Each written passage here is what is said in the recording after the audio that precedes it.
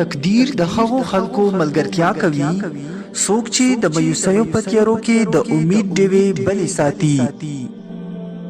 دنیا د عقلمند په مرګ او د جهل په زندګۍ همیشه جاړي.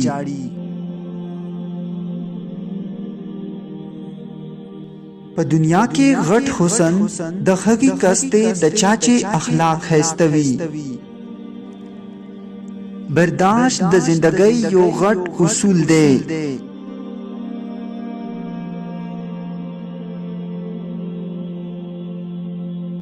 څوک چې د برایۍ خیش لري د هغې د بلایۍ خیش ختم شي.